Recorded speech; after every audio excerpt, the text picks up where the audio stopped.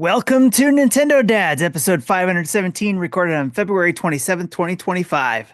On this week's episode, we talk about Nintendo Dads presents, not presents, but presents, Pokemon Presents. Plus, we finally talk about our experiences with Xenoblade Chronicles 3. Jesse, you know what to do.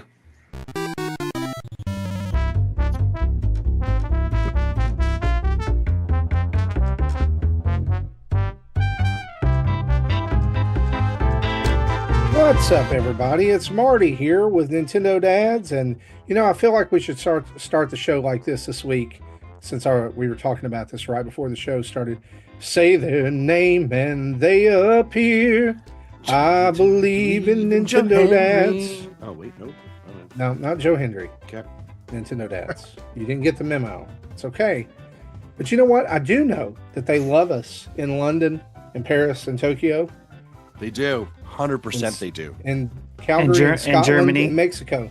And Germany. Yep. And Germany. All those are very true. All those places. We actually do have a large contingent of German fans, actually. You ever checked our YouTube algorithm? There's a fair bit of Germany. I don't ever think about the algorithm, so I'm glad somebody's checking it. So yeah, there you go. Is all thanks to Beer over there when he was over there. He's our German. He was. Now he's German back over affiliate. here now. Yeah, but he is back over here. Yeah. But he got things started over there for us. Hey, so it's episode 517. It's February 27th, and everybody's here. The gang's all here. We're all well. We're all feeling good, I guess. We're all unencumbered by our reality. We're all 75% or better, at least. Yes. 75% or better. We are able to functionally pull this together. Right. So we're going to do a podcast for you guys. I know it's been a while, but I just got to ask, how are you guys doing? I feel like I haven't seen you in forever. I know it's you, it's me, it's everybody, but like I think we're past that point where it felt like everybody that we knew was sick. Right, and we're kind of on the upswing. But how are you guys? Yeah, I'm. You maybe even hear my voice. It's not back to good. But yeah, hey, listen, I'm excited to be back on show. Just for those of you that weren't here last week, and I do apologize that I wasn't here last week, and I felt like I needed to explain why I wasn't. Because, ladies and gentlemen, I, as a true patriot, sat in my living room with guests and friends, and we crammed around our television set, which is powered by the moose outside that runs on a treadmill, and we watched the greatest international hockey game of ever as Canada beat the US, because we are the #1 country of hockey, and you should never forget that. Jesse, can you boot him off of here, please? Is there like a booing? Bald eagle sucking, tariff imposing, jerks. We're #1 at hockey. Haha. Go suck it. Eh? You may have won the game, but we won the fights. The fights were pretty good. The fights were real good at the beginning of that second game. Yeah, no, so I just want to take a moment and say congratulations, Canada. We're awesome. We're #1. With you? And US, thanks for showing up. We appreciate it. And really, in all honesty, US, we needed that win. All right, like as a country, we really needed that after a rough couple of weeks. So we appreciate that. But I'm doing good. There was a lot of fire behind that. Yeah, there was, and it's allowed Canadians to now actually wave their Canadian flags in a little bit of actual pride, which is a nice change. We'll allow it. And if you are unhappy with some of the comments I made about you Americans, as I said some rude things there, you can send your emails to martyestes@nintendodads.com, and he will respond to those with just delight and glee. So, thank you. Or a bounce back because it doesn't exist. 100% it doesn't exist, but if you want, they can waste it. They'll respond with a mail failure. Yeah, absolutely. Yeah. Tim, how are you? I'm good. I'm still trying to get over the stupid cough I've had since mid-December, but it's going pretty good. I'm busy at work. Work has been crazy. And it's been so crazy that, and I'll say this, between work And the world itself, I will say that is a big part of why I wasn't here for a couple weeks because Mm, of just not emotionally ready to, handle it. It was just too much. that's fair. Yeah. Well, I'm glad that you are Sometimes you back. just need a break. Yeah. I'm serious. Yeah. I mean, I'm not trying to be stupid or silly about that. Sometimes you need to sit down and Yeah, have a break. I was just overwhelmed with all kinds of stuff. So it was like I couldn't do it and be I would not have been able to put on a good show for the people listening. So I had to take that break. And I appreciate it, guys. Yeah, Thanks. and for me, I mean, like I felt like I was sick the whole entirety of February. Yeah. The sick So stuff is crazy because it's like no matter what you got, it was something different, it seemed like, for all four of us. Just something Mm-hmm. different. So 100%. yeah. How are you, Jesse? Uh, over overall pretty good. My arms and legs are a little sore from my workout this afternoon. It was like tricep and shoulder day, so they got worked pretty hard. And then I had something going on with my foot, so instead of doing walking treadmill for cardio time, we tried some bike time, and my legs didn't like that very much. But other than that, I'm doing pretty good. Nice. Jesse's just getting jacked. yep. Absolute jack. You're gonna see him in May. He's gonna be like, "What's up, Soon dads?" he's going to enter every podcast by ripping his shirt off his baby oiled body Yep. while Real American plays in the background. We just have one of us walking behind him with a boombox the entire time. I'm a real. Please, I love it. I love That'd be it. awesome. Well, guys, we have several news items to hit tonight, as well as your questions and comments. And yes, indeed, we're going to talk about our reactions to playing through whatever part of Xenoblade Chronicles 3 we got to. And so, Jesse, you know what to do.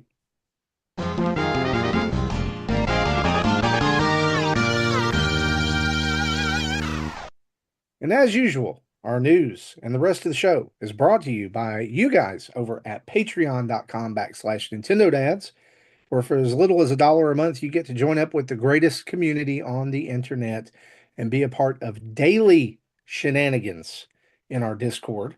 Again, that's just $1. $5 gets you access to all the full channel list in Discord. $10 gets you pre and post show audio, which today was quite spicy. And we'll just leave it at that. And then $30, you become a producer of the show. You get to come on the show. You get to hang out with us. And, your name and lights at the end of every episode.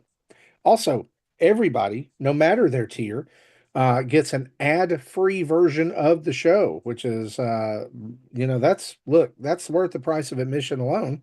An ad-free feed of the podcast over on our Patreon for every one of our friends of the show, including those who sub to us on Twitch via Twitch Prime, if you have an Amazon Prime subscription. So I want to say a huge thanks to all of our new patrons. We've had several over the last few weeks. Thank you guys for coming alongside us, helping us make great content, and being part of all that we've got going on here at Nintendo Dads.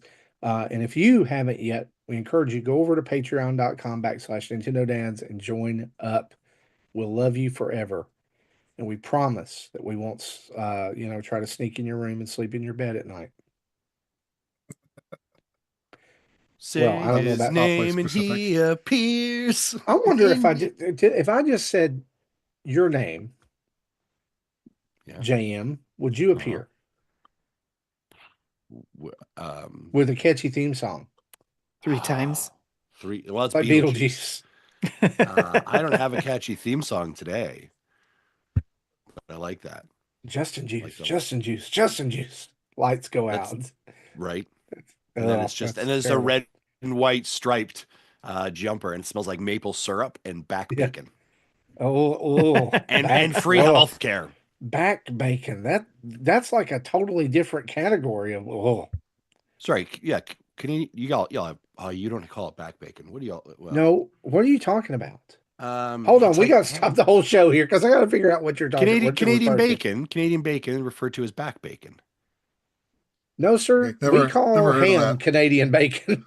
Yeah. Well, in Canada, we like it's a But specific. here's the thing. Can I tell you It's something? not a ham though. We only call ham Canadian bacon at breakfast time. Or on a pizza. Yeah, that's weird, isn't it? Are you talking about pork belly? Okay, so hold on a second. If you go Or to fatback? McDonald's, no. If you go to McDonald's in Yeah. the U.S., they have an egg McMuffin. What are the options that they have? Sausage, bacon, or Sausage steak. or ham. Ham, right? Ham. Hmm. That would be referred to as like so. Is there a ham one? I don't remember a ham one. That's the normal one. That's the Is ham. normal McMuffin. Yeah, that in our country is called back bacon. Canadian bacon. It's the weirdest thing It's I've Canadian ever heard. back bacon. I am not calling okay, that back hold bacon. on a second. I'm not. I am on. Okay, I am on the Nope.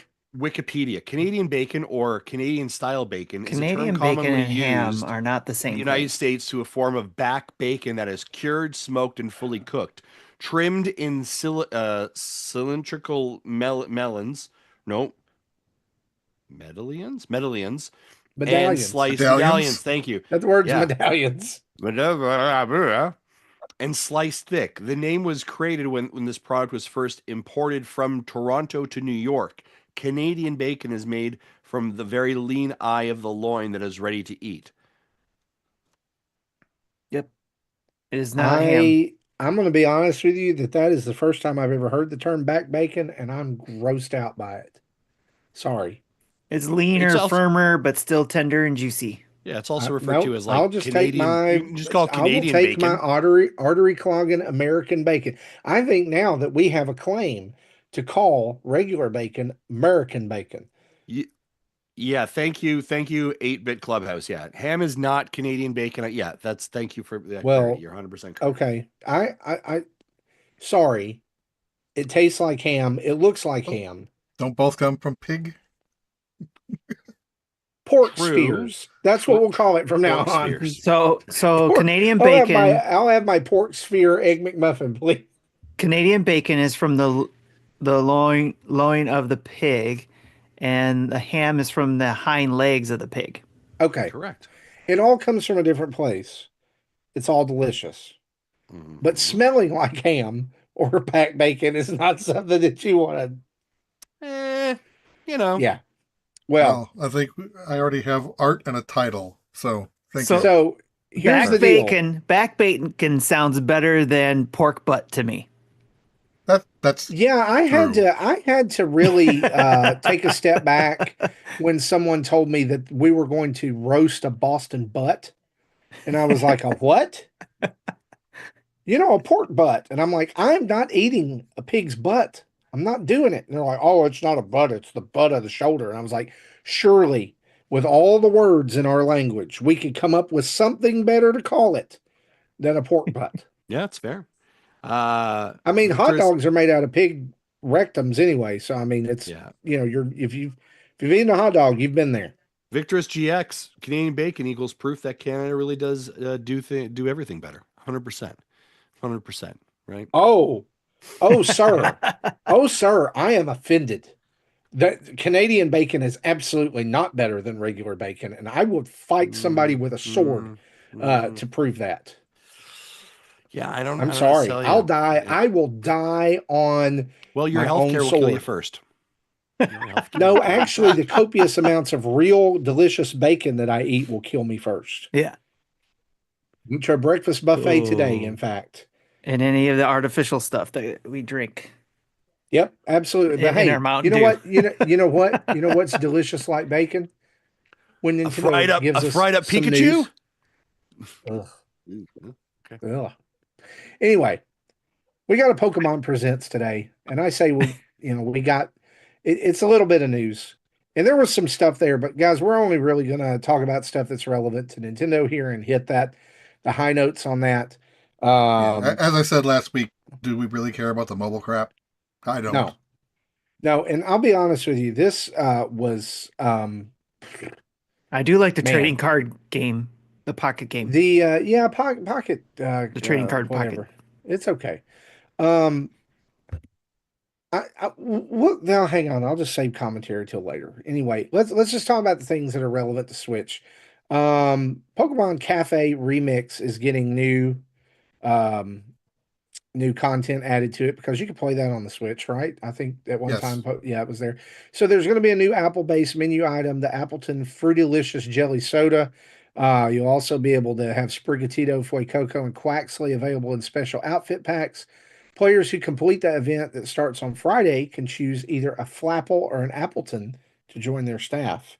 And Pikachu and Eevee will also have new outfits for those who log in 3 times during the event. For This Pokemon this Unite, update feels like it was sponsored by Applebee's. yeah, yep, fancy like Applebee's, Mhm. and a Pokemon Cafe. Or, Uh, yep. For the three of you Pokemon who might understand Unite that reference. will have new Pokemon to be added to the game. I got it. Thank you, Macintosh. Suicune will be on March 1st.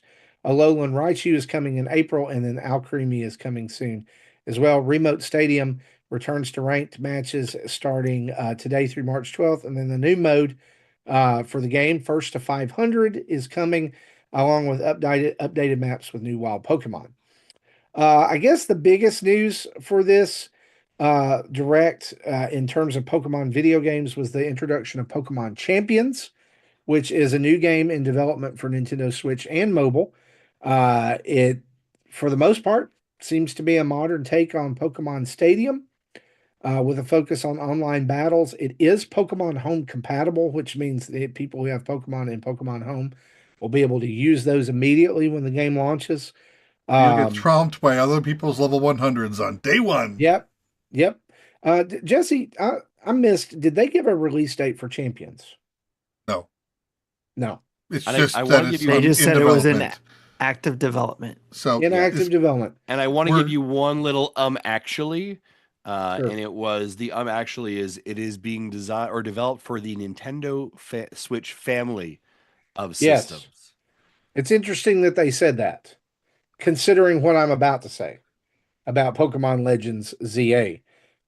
Quite a bit of information revealed about this game today, as well as a brand new look at the game, lots more footage. Starter choices for the game will be Chikorita, Tepig, and Totodile. And how do you pronounce this city? Is it Lumios? Lumios. Lumios City will have various wild zones where wild Pokemon can be found. Pokemon can be caught just by throwing a Pokeball directly or weakened by battling first, with battles that are more action based where the Pokemon can move around the field. Various attacks have different range, and Mega Evolutions will now be available in the game as well. Interestingly enough, they announced a release window of late 2025 for Nintendo Switch.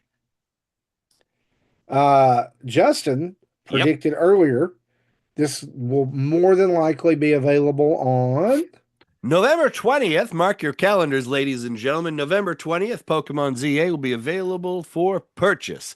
And if you'd like, we can put that in the Nintendo Dad's history books of betting. It will be November 20th, which why would it I'm be not November betting against 20th, you. you ask, Justin? Is because it is the 1 week prior to Black Friday, and Mhm. Nintendo wants to make sure, and Pokemon wants to make sure this game is on those shelves before folks go to Black Friday for all the sales. So, and because we now release on Thursday, that means it's the 20th. Ladies and Yeah. gentlemen, you're welcome for this minute. I really wish that they had, like, okay, so I get this has been in development for a while, and that sometimes the Pokemon Company lags behind a little bit in development. Um, especially in the transition to new hardware. I really wish that we could see a version of this for Switch 2. Hmm. And the reason why is I'm hoping and thinking that Switch 2 is going to come out way before this. Hopefully they're not waiting until November. Um, but if I'm already transitioned over, like a lot of people, I'm not saying that everybody will be, but like several will be. it could hurt the sales for this game if people don't keep their Switch.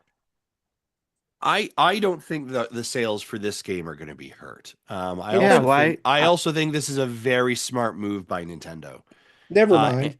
I'm thinking about the fact I'm not thinking about forwards compatibility or backwards compatibility, whatever you want to call it. It Okay. will play on the Switch Gotcha. too. Okay. Yes. Yeah. Sorry. Yeah, you're okay. Yeah, I'm in space tonight. no, you're okay. And the other reason I would say is like traditionally, if you look at our sales numbers, Pokemon sells incredibly well.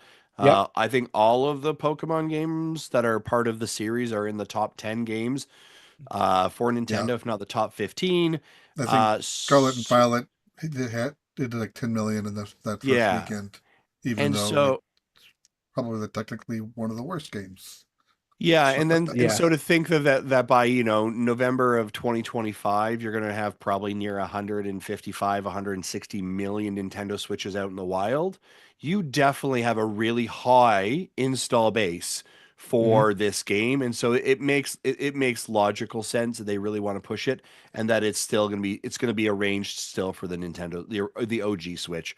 So, and again, your backwards compatibility. So I mean, really doesn't really matter, right? But it's a smart play for Nintendo not to make the Switch too exclusive at this point.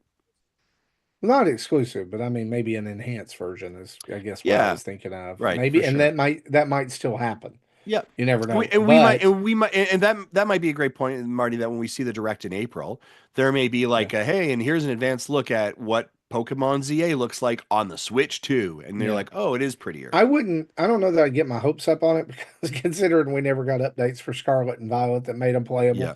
Yeah. or more playable. Speaking of, there are a few updates for that game. Players can get a Scarlet case or a Violet case for their Rotom phone by entering a code in for mystery gift that's S book cover, with the O's being zeros, or V book cover. Mass outbreak. There will be a mass outbreak of red, green, and blue colored Pokemon starting tomorrow and ending on March 20th. And that means shiny Pokemon are more likely to appear in these special mass outbreaks. And there'll also be new Terra Raid battle events included Mighty Meowscarada starting tomorrow until March 6th, Mighty Skeledirge from the 7th through the 13th, and Mighty Quackavall from 14th through the 20th, and other Pokemon with Mightiest Mark in future Terra Raids. And I think that, and that was really all of like the console news or actual video game news. I'm gonna be honest with you, and maybe it's you can count it as me buying into internet hype or whatever. This presentation was shown on the anniversary of the original Red and Green's release in Japan. yes, 29 Well, years. that's what the Pokemon Day anniversary always is. I know, but I'm saying it's there. They also spend the entire program playing retro music behind everything, pretty much. And then again, there's no news of any Nintendo DS full or back Pokemon games. I, and I've seen lots of people expressing disappointment about it, and I think it's disappointing. The secondhand market for these games is absolutely ridiculous. When you do find a real version of them, it's really stupid expensive, and even when you don't find a real version, the fakes are out there, and they're becoming more plentiful. I don't understand why they're still holding on to this after all this time. There are some people I think that would pay multiple times for those. So I and it's like every time you see any Pokemon news, that's what people are saying. Please release red, blue, green, and yellow. Please release gold and silver. Please release black and white. And it never happens. Well, if the rumors hold true that we're supposed to get Virtual Console back, who knows? All the ones from the 3DS will just be magically ported It's, over, right? Sure. whatever that rumor is, I don't know. It's crazy enough to where I I- actually try to ignore it. But there's those if rumors. if we get that rumored second screen, Something like that is That's crazy. true. I don't know, like Justin, I wanted to ask you this because I know you talk about business stuff a lot on here. I mean, is there to you, is there any business sense of continuing to hold back these retro releases? I mean, here's the deal, for me is, we had Let's Go Pikachu, Let's Go Eevee.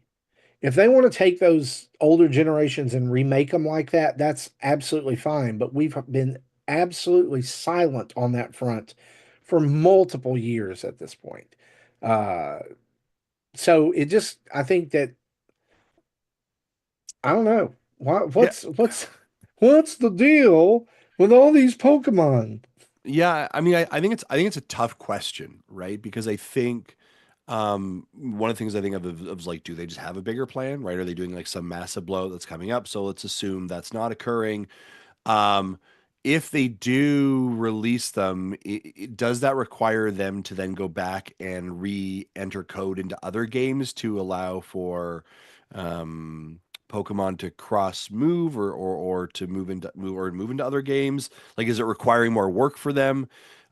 Are they concerned about?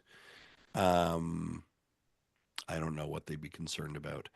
The work and energy it takes to do it, maybe as well. I don't really know what the barriers are to it necessarily. I don't want to imagine it's as simple as like drag and drop a file, right? But like in some ways, my first Pokemon I played was on the 3DS. I played it as part of one of our Let's Play series, right, in the virtual console, and so.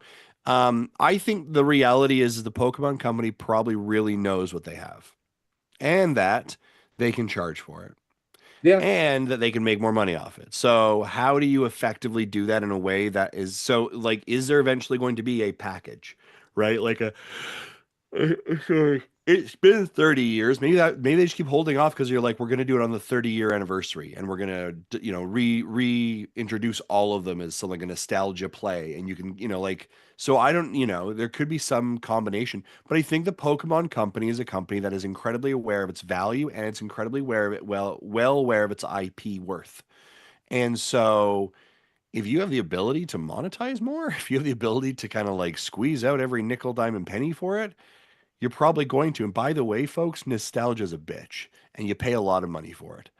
mhm. And so I think that they'll inevitably be re-released as some package, I suspect. And that's why I don't think we got it yet.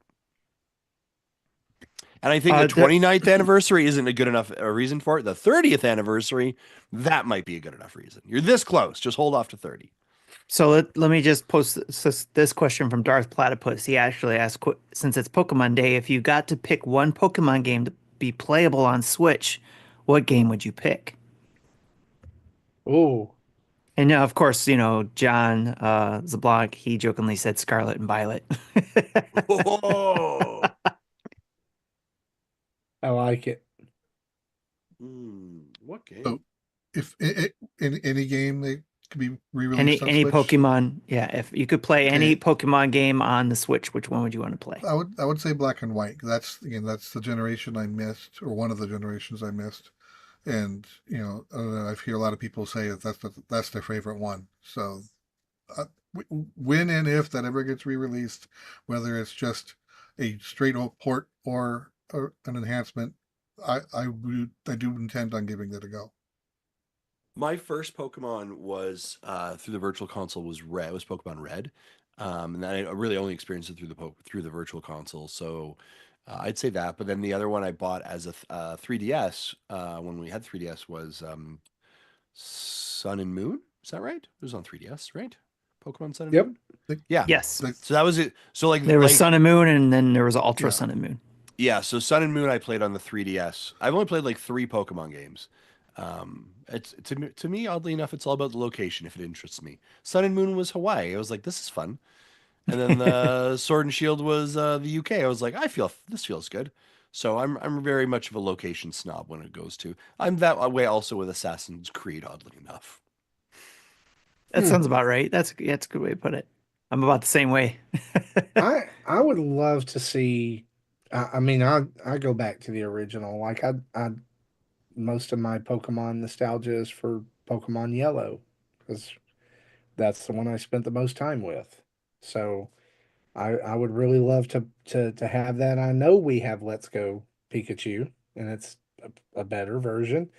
But I think like that generation of gold, silver, and platinum, I think it was.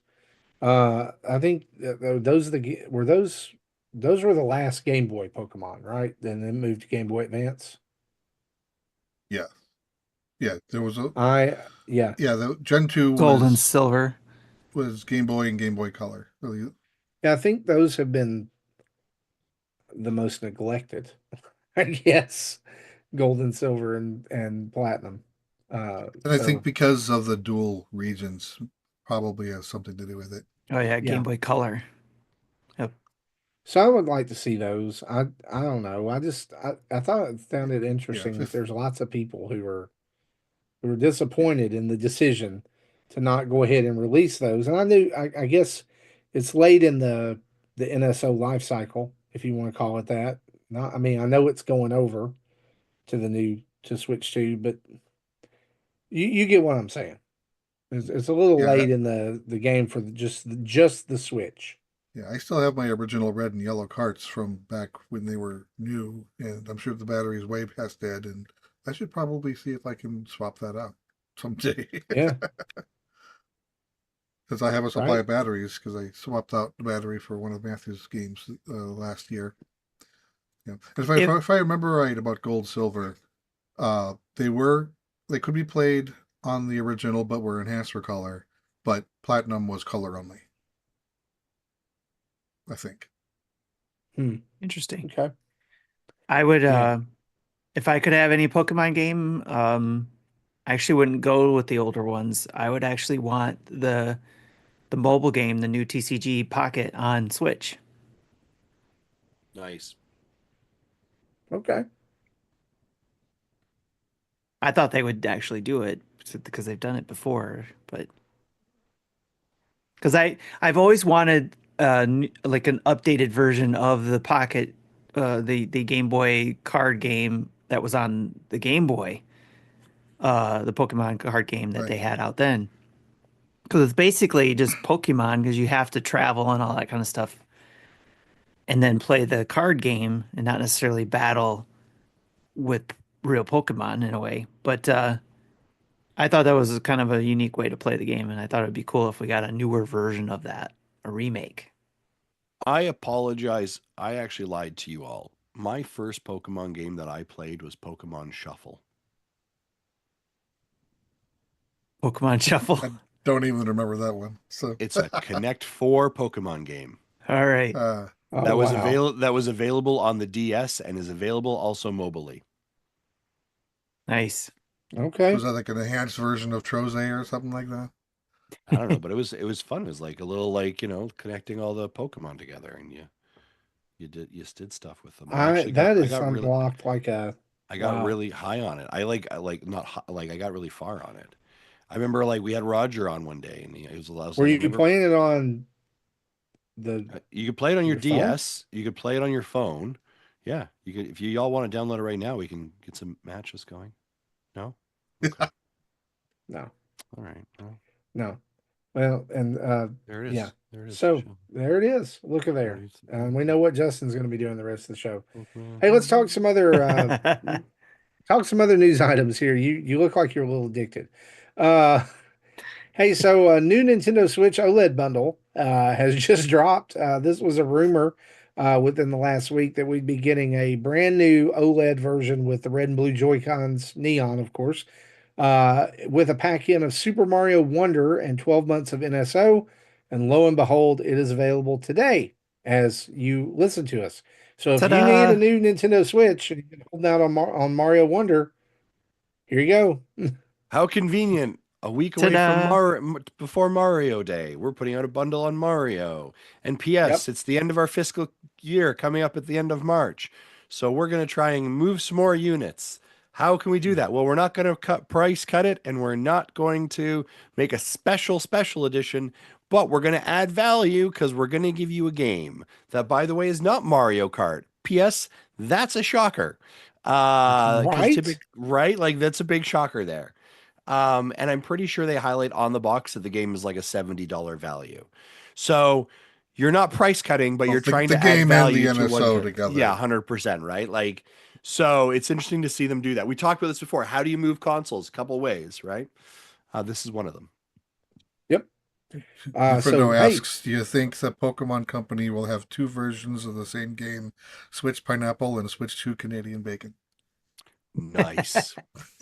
I love it. I Pokemon would American Bacon, Pokemon Back Bacon. has has Pokemon ever like any of the episodes games ever been based in North America? Like, because they always go to a location. One Hmm. was I thought one was New York. Was one New York? Um, Okay. I don't remember which one, but I thought it was one of them was. Maybe the Interesting. chat will let us know. Yeah, chat, let us know. That's why you're all here. Well, now I'm stumped. Uh, Pokemon Black and White, Oh, Unova was based on New York City. interesting. Okay. Yeah, So there you go. the one Thank I you, missed. Google. Thank you, Google. Okay, so if you want that new Nintendo Switch OLED bundle, it is in stock right now on BestBuy.com and other retailers. So there you go. And speaking of Switch, Nintendo is going to raise the price of Switch repairs beginning in Japan. And no, that is not our only weird bit of Japanese news for tonight. The company says that due to rising costs of spare parts, Nintendo is increasing the price of Switch repairs in Japan by 1,100 yen. That's about $8. So that price effect goes into, or that price increase goes into effect on all models March 26th. So if your Switch is broken, go ahead and get it fixed. I fully expect that price increase to transfer over to North America as well. Don't you? Yeah, except I would suspect not for their Joy Cons. The legal lawsuit that they went against. I don't think they're not Yeah. charging. They would not be charging for Joy-Con repairs, but if you're talking about like your core repair, probably to your system, expect it costing there. Yeah. And like I said, not the only bit of strange news from Japan about Switch. Also announced tonight Super Soccer, which is a first party published Nintendo title on the Super Nintendo NSO app, will be removed from NSO on March 28th at 1 a.m. UTC. This only been announced in Japan so far, but the game's also available here. So it might get removed over here. I think we talked about this pre show. This is the first instance of a game being removed from NSO from one of the system collections. Right? So I don't like this. I don't like it one bit. I think it sets a weird precedent. Justin thinks I'm being reactionary. 100%. Tim And agrees with me, though. I said we'll look for a pattern. We're going to keep an eye on Nintendo Yeah, on this one. I know. Like, I think you got to look for the pattern too. But like, at what point does they just go, hey, you know what? Super Mario World, which I know they're not going to do. I like for you But like how Super Soccer is the fair bellwether to this it's thing. not. Like It's this not. is I'm the just indicator that Justin. everything is collapsing. I'm Super just Soccer. no. But why? Okay, why would a game that was developed by a company that's now bankrupt, For Human 25 years. Interactive, and has been bankrupt for 25 years. It's not a rights thing. It's to me, at least, I don't think. That I we would know love to, of. That we no, know that we of. know of. I would like to know a little more information. Like, instead of saying, hey, this is going to be removed and there's no reason why, it's like, hey, this is going to be removed because of the rights. Well, from That's the all they big, would have to say. that's the, I guess I've heard too much of Justin, but from a business standpoint, they're not going to tell us that because it doesn't make any sense. For customers don't care. I So care. So I did some quick Googling most of and the it says customers. that in the Japanese version, and this is hot off the presses from IGN, that there is a racial slur Oh, that has caused them to want to readjust it and pull it back.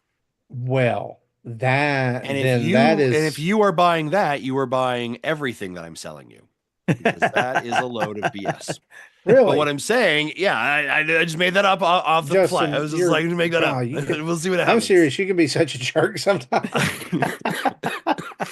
But I mean, here's the thing though. It could actually just be something as simple as that. Like, oh my gosh, there's a word there back in the 80s that is not an okay word to use now. Well, That when we yeah, put it like out there, we totally didn't realize that, and we got to pull that code back. I think didn't the original Mario RPG use the word spastic, and because of that they had to recall it in Europe and Yeah, change it. like there's a lot of those little things that it could occur, could be. So what I guess what I just want to say is let's not chicken wiggle. I don't think the sky is falling, but I would be curious about why, and also like when it's removed, will it be coming back? Right? Well, Could it I mean, literally that's my will be a whole code concern thing? about it is why and is it going to come back? Because then that means other games can be removed as well at any time when it seems like okay. And again, I know it's business talk, but it seems like the value proposition for NSO has been if you buy this, you get this catalog of retro games that's always going to be there, quote unquote. Now I'm gonna challenge you with a thought here, Marty. You are buying access to a catalog of games, or you are Yeah. paying for access. That catalog of games does not always have to be the same games, similar to the Netflix model. Look, The Office has come off of Netflix and a new show comes on, Mm. right? Like our gallery or catalog that we're accessing, the same way that So we what don't you're telling me is own media. Super Soccer is so popular that it needs to be rotated out, or there's not any 100%. room to add another It's game. actually melting servers in Japan. It's so much. As a matter of fact, the $8 cost for repairs is actually repairing the servers for Yeah, Super yeah, Soccer okay. specifically. But what I'm This actually is trying to say is that like here's like and this is actually me future casting here, Marty, and this is not me picking on you in this idea, but like there is a very well possibility that like when we talk about the NSO, that like things may in the future actually come off and new things come on, like a catalog that you would see via like a Netflix, right? Where again, we don't because we Game don't own Pass. those or Game Pass. Yeah, like hey, this expires in 1 year from now, and they haven't done that. That isn't hasn't been what's been demonstrated in the modeling, but like there could be a state where in future, well, actually, no, sure, look at that did happen. That was that Mario 35 game, right? Where that anniversary game where it only existed for what, like 6 months, right? And then it was off, but you could buy right? that one. No, you couldn't. Not the Oh, nope. Mario 30. Sorry, I was thinking Mario All 35. Stars. Yeah, yeah. Sorry. Right, like, and I guess this thing I'm thinking of is like as we think of like NSO, there could just be like this rotating catalog of games that come in and out as things are offered. I don't know, but Super Soccer So is sort of weird. I think like the bottom line of it is that it Super Soccer is not like some groundbreaking amazing game by any stretch of of the imagination. I think it's just and I'm like as I read comments and different articles about this that a lot of people are concerned about the precedent it sets. That's all. Mm. That's what I was gonna And say was is that to watch. That's why we're gonna keep an eye on it and see what happens next because what we're all probably afraid of is the bigger games, like the games that they got from Rare, possibly. Is that gonna end up falling off because of some licensing agreement? Because that's not even first party like this is. So or Yeah, published what. yeah, like, and I think the other part of it is that it just went off very quietly, right? Like it wasn't like a big mhm. announcement. It was just sort of like behind the scenes. It was figured out that it was leaving. So it feels like there's got to be some sort of like legaling reason around it or something. Was like, oops, yeah, we didn't realize that there was this thing that was in the stands that if you looked at it this way, it spelt a bad word or something. And shoot, we can't have that. Or I don't know. It's the Little Mermaid cover all over you. Yeah, gave kids seizures when the ball got kicked the wrong way. I don't know. Yeah. Well, anyway, and it's I mean it's good. Just wait around and see. Is this one of those things where it's like the news just came out, Yeah. and so but we want to put it out there because there you go. If you love Super Soccer, you better be spending some time with it. In That's all I'm gonna Japan say. specifically. Yeah. Japan specifically. Absolutely. So let's round out our news here with some releases and updates that you need to know about. Out now, Yu-Gi-Oh! Early Days Collection and Glover, the retro 3D platformer, has found new life on the Switch. And then Carmen San Diego will be out on the 4th of March. This is actually, I believe this is actually a game where you play as Carmen San Diego instead of just trying to find her throughout the world. Is this based off of the Everhood, Netflix animation that Possibly. was out a Yes, I few think years so. I ago? think you're right. Everhood 2 will be out on the 4th as well. This is a action RPG where you battle enemies through musical encounters, and there'll be a video up on our channel at some point for that, so you can see if it's for you. Also, the Suikoden 1 and 2 HD remaster out on March 6th. Twilight Monk out on March 6th. That's a martial arts action and exploration in a 2.5D action RPG style game. Think you should keep your eye on that. And then out later this month, MLB The Show 25 on the 14th, Xenoblade Chronicles X on the 20th, and Breakout Beyond on the 25th. Also, I wanted to mention this too, because some people really were commented a little bit about when I did my video on Tetris Forever. When it released, it has recently been updated with new games and a new mode as well. And that's a free update if you bought Tetris Forever. So you need to check that out. It includes Super Tetris, which is kind of like a rare version of the game from, I think, one of the computer operating systems. And it also adds Tetris 89, which is suspiciously like the Game Boy version, which it basically is. It's the way to call it, you know, it's like 1989, but anyway, you need to go check it out. I Yeah, love those compilations and really well done. yeah. That Breakout Beyond's kind of got a little bit of a humorous story behind it. That was originally going to be an Amico game that was Oh, exclusive to the Amico well, there you go. until it wasn't. Yep, until it And now wasn't. it's on every system. And it's not even coming to Amico Home, where a lot of these games that were planned on being on Amico are still available on Amico Home. But this game Hmm. isn't even coming to that. Okay. Well, play it on Switch anyway. It's where people wanted it. And as usual, don't forget to check out our YouTube channel. There's lots of first looks over there for these games that we've mentioned eventually, as well as other games that we've been playing lately that have been sent to us. And we've got a ton of content over there. I mean, we're putting videos out every week. So, Tim's playing Glover. yeah, Yeah, Tim's got a Glover video coming up soon. Yep, that's cool. going to be out tomorrow at 1 Yeah, it is, Tim. Awesome. Eastern. Yeah, it is. Well, there you go. Hey, guys, let's discuss.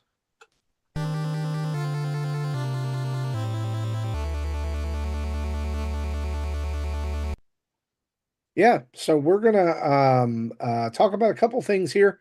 Our question of the week: what's your favorite power up in any Nintendo game? And then we're also going to talk about our Xenoblade Chronicles 3 impressions. Um, yeah.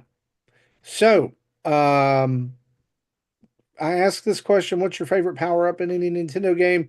David Bileka says the original NES Mega Man games and Mega Man upgrading his suit and arm cannon after every boss battle and using the new power against another boss and absolutely destroying them. Personal fave is defeating Woodman in Mega Man 2 and using the saw cannon on future levels.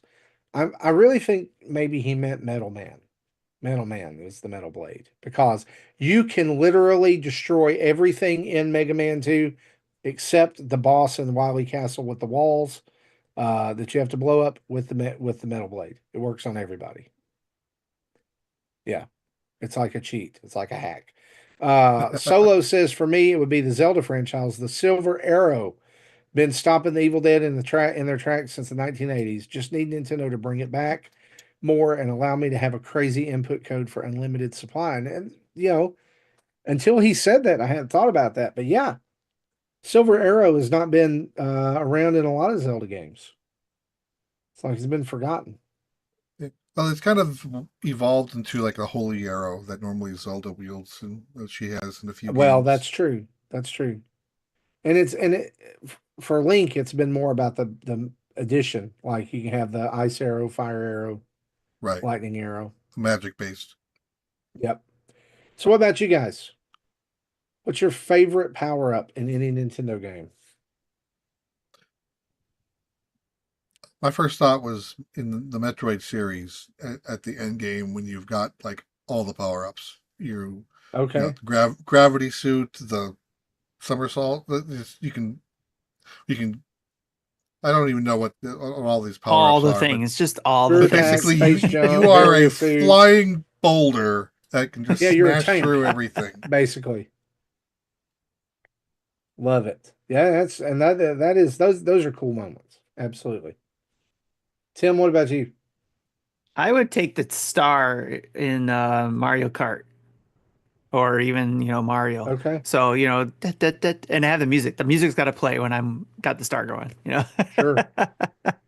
Love Yeah, it. that's such an interesting one too, right? Because once you get it, like it's such an interesting arc that star gives you, which is I've got it, I'm invincible, F you, Goomba, right? Right. I am coming for you, and you like you just hit them and they pop off, right, dude? And you're like, ha ha. And then you hear the music begin to go faster. You're like, ha, I'm still invincible, but I'm like really starting to lose it soon. And then Right. you're like, when am I? And then you're getting a little bit like feeling a little bit cocky. And then you're like running towards a Goomba. And then you're like, am I going to run out of it before I hit the Goomba or when I hit the Goomba? Right. And like, so there's this like, it is an emotional journey of joy and invincibility to this like moment of, I could die in a second here if this turns off at the wrong moment. I'm still cocky. So it's like this real journey that I think the invincibility star gives you. A real It journey. would It's be, a but real journey. you got to have that music though, for Oh, sure. for sure. Yeah, it's the music and it's I mean it gives you anxiety, right? Doesn't it? Like the end where it starts like speeding Right. up like that. Like yeah, you talk about real anxiety. That's the thing right there. Right. Yeah. So you're saying the star too? Yeah, that was mine. That was mine for Oh, sure. Like okay. I remember feeling that the first time ever playing Mario and you're invincible and you're like, this is Mm. incredible. But then you still fall and you die in the hole. You're like, it's not so invincible. Right. Honestly, for me, it's split between two, and I couldn't give either one the edge as much as I tried to think about them. The first one would be the Hammer Brothers suit from Super Mario Yeah. Brothers 3. Yeah. One of the best Mario power-ups. I Mm. mean, you can throw hammers and if you crouch down, nothing can hurt you. Right? I mean, like, okay. What more do you need? Yeah. I love that one. And the fact that it was super rare in the game and you only had a few, like you only get a very finite number, big deal. The Mm. other one is the hyper beam in Super Metroid. Mm. And I think that that's really more about the moment than it is about the power up. Like that story beat. Yeah. Yeah. And then just like you experience this horrible death and sacrifice, and then you get the power to just absolutely lay waste to Mother Brain. And it just felt so like vindication, right? Yeah. And so I love that moment. I love that Metroid Dread kind of like, Mm. Yeah. like kind of I went don't go there. back to games often, but that might be one I might go back to just because of Yeah, I that. got Tim. I was thinking about this the other day actually. That I before Switch 2 comes out, or when I get a chance, like backlog wise, I want to go play Dread again Yeah. because I feel like I kind of just powered through it to be able to talk Oh about yeah. it, Yeah. You forget about and how because I good was Dread enjoying it is, so much. hey? But huh? Right. Yeah. Oh yeah. Dread was just fantastic. Oh, such a good game. So yeah, I think that leads us well into our next discussion. Now we've been talking about, or we've been playing Xenoblade Chronicles 3, and this was a request from our community that we would all download the game and we would play Xenoblade Chronicles 3 and give our impressions at a future date, either when we had finished it or we had gotten to a certain point. Because I think probably all of us on the show this week are probably in different places and different states of finishing. So Hmm. I don't know that the discussion will be as complete as they wanted, but let's talk about it. All right. So I think who we'll wants have to a good start? variety, Sure. a lot of variations of what we think of the game Absolutely. here that would help. Absolutely. Jesse, do we got a fun bumper for like a let's discuss Xenoblade Chronicles 3? We just did the let's discuss bumper, so Any bumper would work. All right. Well, That fits Marty's I description. don't know what to tell you here. Listen. Yeah. Thanks, Jesse. Great Thanks. stuff. I buddy. love it. Justin, why don't you kick us off then? Sure. So Xenoblade Chronicles 3. So I just turned my Switch on because I want to validate it. So I have put in 22 hours. I am on chapter 4. My characters are level 37. And Okay. in regards to chapter 4, I am in the Cavelius Castle region. So I would say this. This is my second attempt at Xenoblade Chronicles 3. I had done previously, I think, an hour and a half, just kind of getting into it. Couple things off the hop that I will say for. It runs really impressively on the Switch. Yeah. That is one of the things that I am like just dumbfounded by with the amount of stuff that is going on the screen at any one time. Right. How that you half expect there to be smoke coming out of the processor Right. because there is way too much going on, too many lights and all this stuff. May But not be coming out of the processor, but it's coming out of my ears sometimes. right, watching yeah, the screen. right. But it handles it really well, which is totally shocking. So kudos to the entire development team for that. I think the other thing that I would say is this game has and it knows there are moments that you're like, this is pretty gorgeous. You need to take a look at this, right? And it has at times also it does that Breath of the Wild thing, which is I can see something out on the horizon. I can just see the shadow around it or the framing around it, and I don't know what it is, but I want to go to it. Right. And so you begin that if you see it, you can kind of go to it moment. And I find that really, really compelling. And I will say honestly, and this is probably one of the things that the couple criticisms I have for the game. The first 6 hours, I was like, I'm just doing this to play along. I'm just come on, let's go. And I don't really care that much about the story. And boy, this feels over dramatic. And boy, this feels over teenage angst, kind of storyline. But I will say, as I'm further and further into it, I genuinely actually am interested and I'm enjoying myself and having a really good time actually with it and wanting to keep going and playing. And so, and as I think when we approached this initially, it was like, cool, we'll be done it, and then I'll just put the game back on the shelf and away. And my actual response is actually, I really kind of want to finish this off now. And we'll talk to Jesse in a couple moments. I'm 23 hours in this game. I think this game is 65 to 70 hours. I don't necessarily Sounds about need right. that much, right? Listen, there's 7 chapters. I'm on chapter 4 and we're in 23 hours. I don't know if we're pacing as well as we maybe need to be to kind I of think make chapter us feel 5s and 7, I think, are the beefiest. I would suspect, but you're ticking along. You're like, oh, 7 chapters. I'm at 4. I'll be done here in an hour. And you're like, nope, that's not how this works at all. Nope. Couple things that I was sort of challenged by. Actually, I was trying to get to the menu to get to it. The amount of stuff going on, right? The classes, the skills, the arts, the changing your character weaponry, and now your Aurora Borealises, and now your Borealises with special combo moves, and now I'm like, and now there's the extra chain attacks, and I'm The like, skill trees for the yeah, I Ouroboros. was like, what is going on here? This is way too much for a game that There are a lot of systems in there. Yeah. yeah, and then you're losing something and you're losing at battles, and I'm like, is it because I don't know what I'm doing? Right? Is it because I don't have the right skills, class, gem, or clothing thing put on that I need to have on? And so those sort of things I just found to be very, very daunting. I understand skill trees. That makes sense to me. I understand chain attacks. Totally makes sense. But there's just too many systems.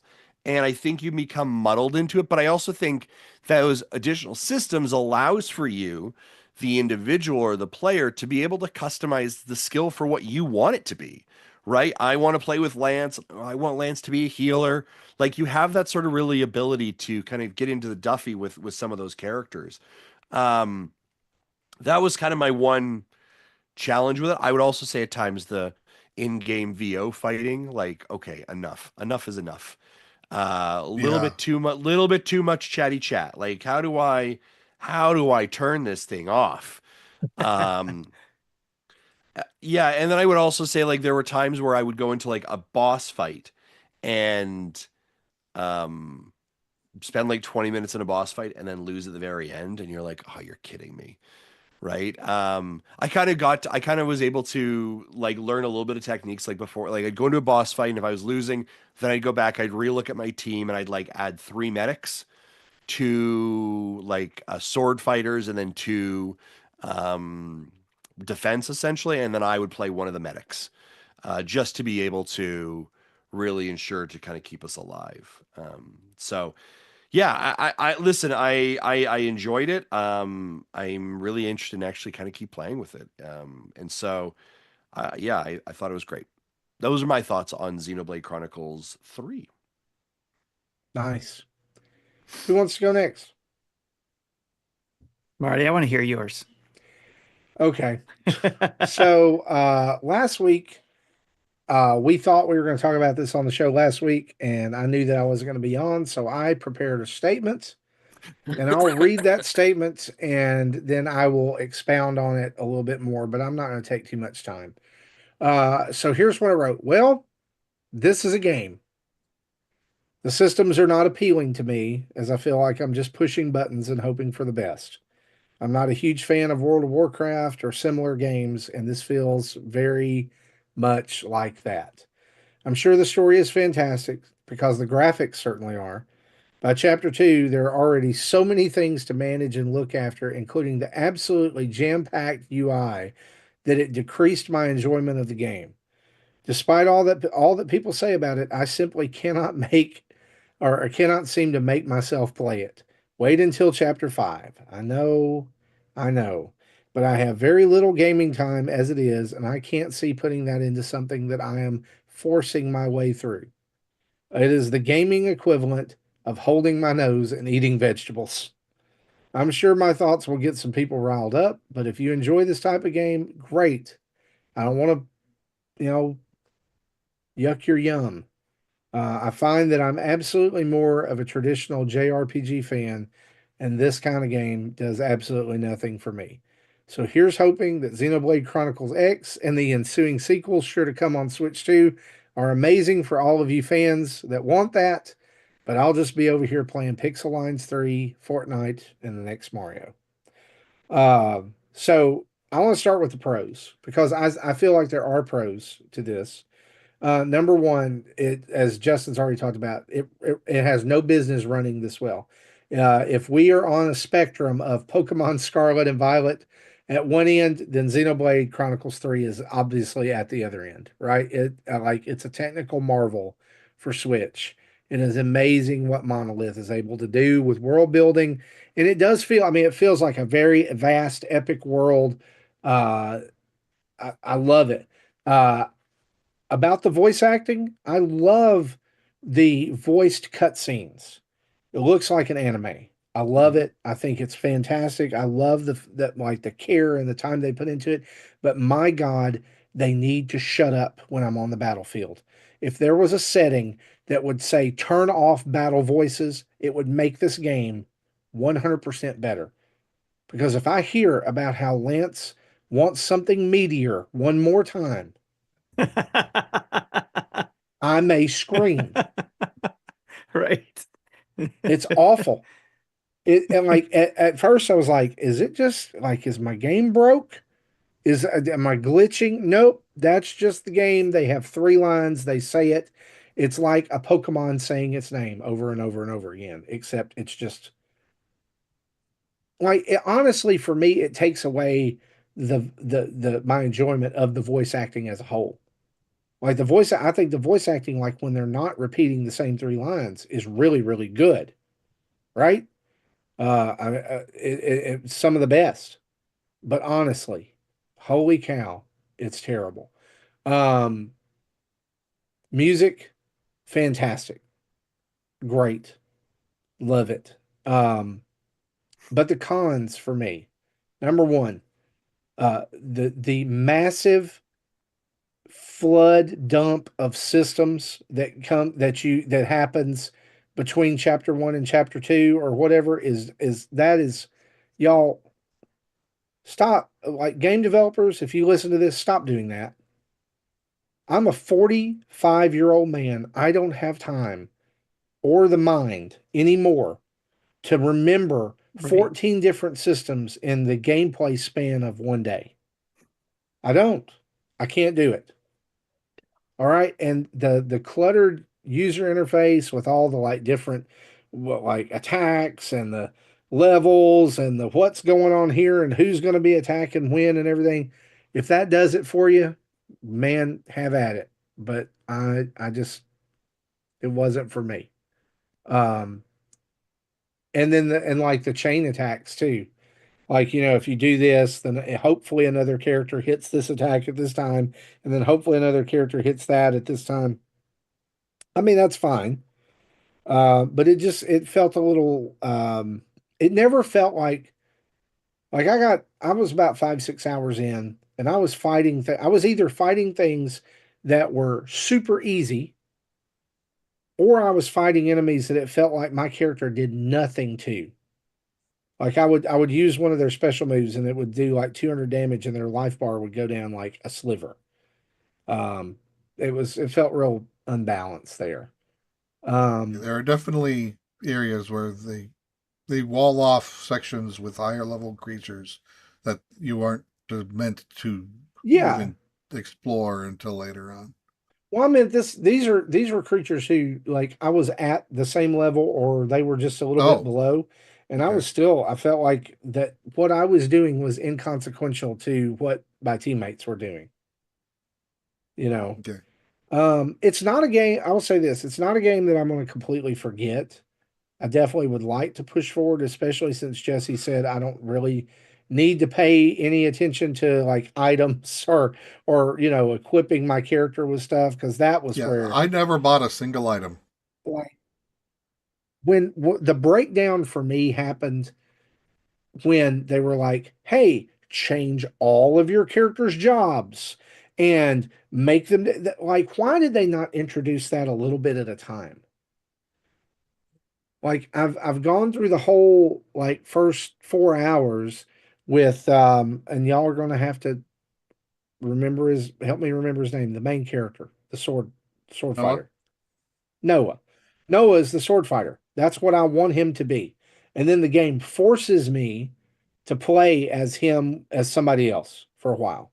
And I don't like that. I don't like forced choices. I Yeah. don't like that's my number one gripe a lot of times with app games is like, hey, you have to tap the battle button and then you have to tap this and we make you go through all these really complicated systems and there's 400 things on the screen you can tap and just simple, simple. Let people enjoy the game. Let people enjoy the hard work that you've put in on the graphics and the sound and everything and not 400 systems of stuff that I have to manage.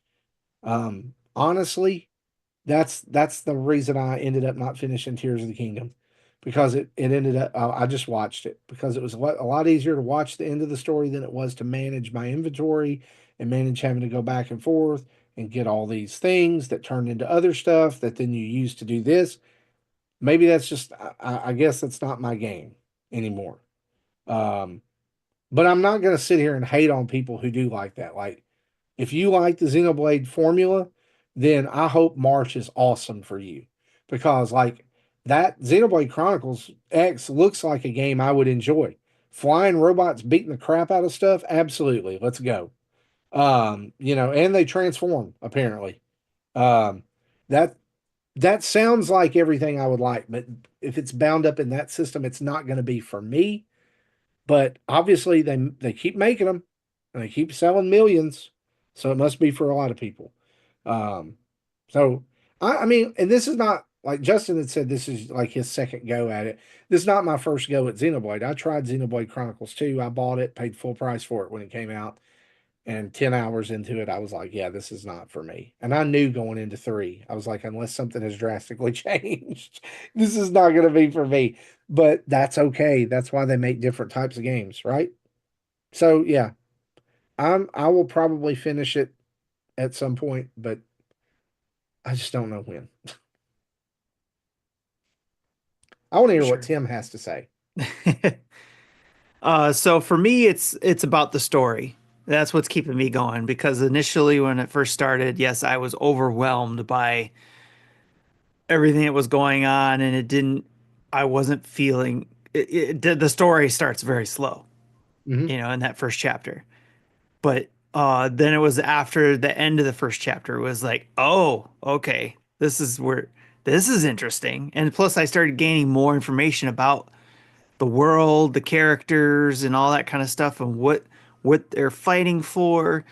What that this story to me is like nothing because I don't watch animes, I don't read in a lot of mangas or anything like that, or things along the lines that this story might be telling that might be somewhere else I've never seen before. So this story is got me engaged, and that's what's keeping me going. And uh, from chapter 1 on, and then as I've said in our channel too, I didn't even have to wait till chapter 5. I thought I was seeing some of the crazy stuff along the way already as you learn more and more along the way about the story. And then I got to 5 and I was just like, I had to take a week off from the game because of chapter 5.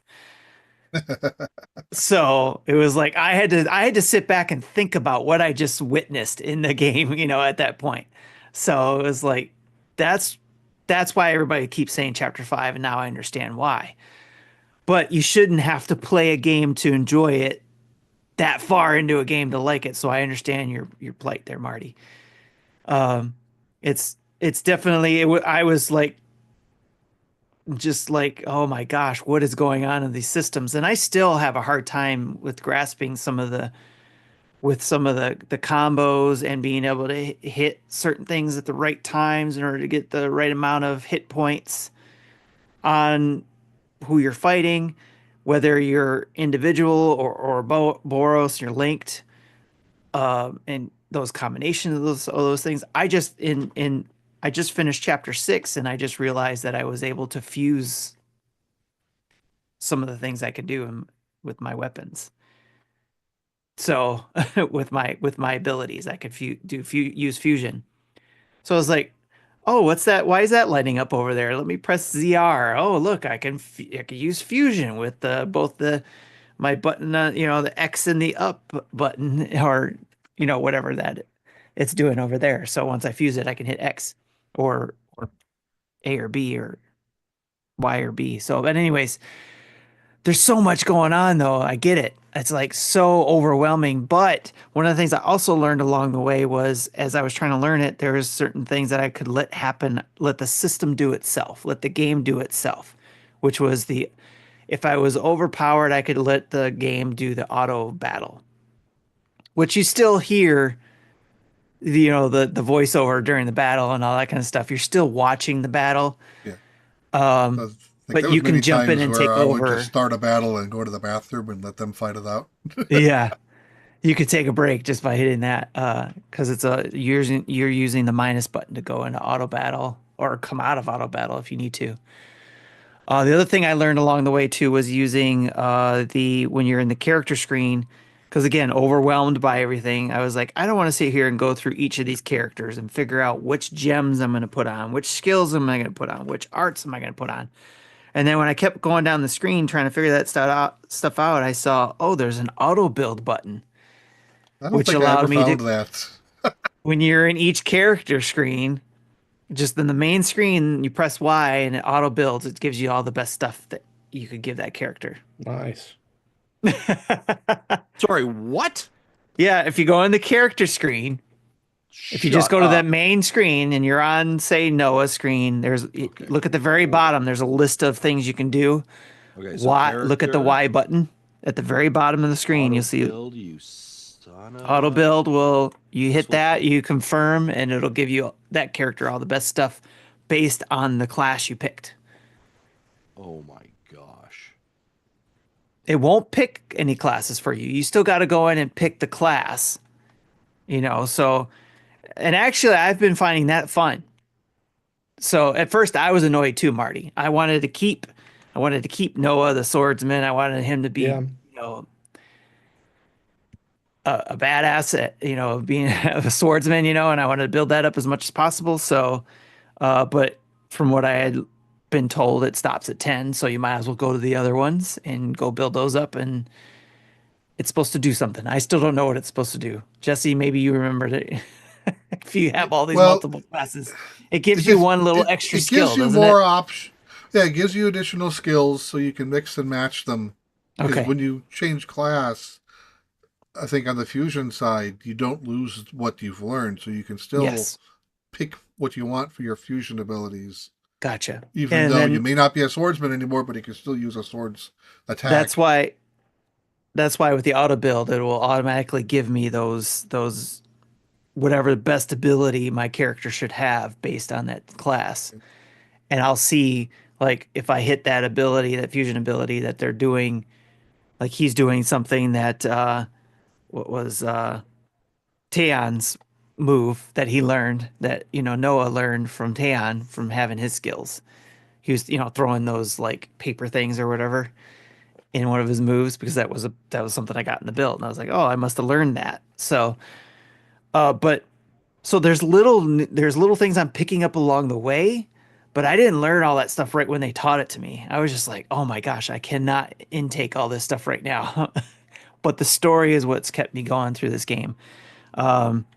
Which, speaking of which, I just started chapter 7, which is the last chapter. And I'm about 46 hours into the game. Just about 46 hours. Okay. So I'm getting close to the end. But for me, I've been staying focused on the main story and very minimal side quests. Hmm. And I know there's instances where I could go back to some colonies and help them out and get some more heroes to add to my teams. I haven't been doing those things. I may do that before I go any further in 7, because I know there's still some other, when you go into the camps and you have discussions to have those little side quests or whatever. Yeah. In some cases, not just get XP, but you actually got to go do something. I got a couple of those I still have to do. So I know there's some heroes I need to collect. I know everybody in our Discord for the Xenoblade channel has been like, "You need to go do this, this, and this. You haven't gotten this yet. What's wrong with you?" They're not saying that, but it's kind of funny. Yeah, and then every character, including the heroes you pick up along the way, have a side quest you can do to let the to break the rank 10. You can get to rank 20. I Yeah, I did just did that. a few of them. I didn't do all of them, but there's some people who's done all of them. Yeah, I just did that one, and again, I'm sure I was taught that to do that earlier in the game, but I didn't realize that until I did the It I don't think it really starts in until probably chapter 6. not until I did Mio's side quest for Miyabi when I Yeah. helped Miyabi, and that was a forced side quest. So Yeah, there's some of them some are side forced, quests but that are most of them forced. aren't. And Yeah, see, and I that's didn't when even unlock all the heroes' abilities because I didn't know how until I didn't figure that out until really late. okay. I'm like, oh, I wish I knew this back in chapter 3. So yeah, for me, it's the story. I'm really intrigued by this story. It's different. I've never experienced a story like this before in a game or anything outside of a game, like a book or anything like that. That may say something about my amount of reading I do, but still, the story is great. I love it.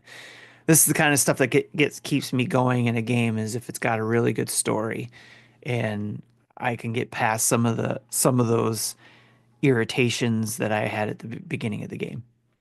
One of the questions I'll have maybe for both Jesse and Tim, there is DLC with this game, right? There is an additional. Did either of you Yes, trigger that DLC or jump into that? I did not. Yeah, I did not play post game content or DLC. When I rolled credits, I'm like, I am done. I was told put this not down. to because of I have to finish the game for one. Okay. And I think the post game, and I could be wrong, Jesse, just let me know if I'm wrong, but I think post game deals with some things you would know in one and two as well. Yeah, it It's has kind to of do tough. with the DLC it links 1 and 2 more Got it. Yeah. into it. Yeah. I still may play So it. I don't care, but right. we'll see.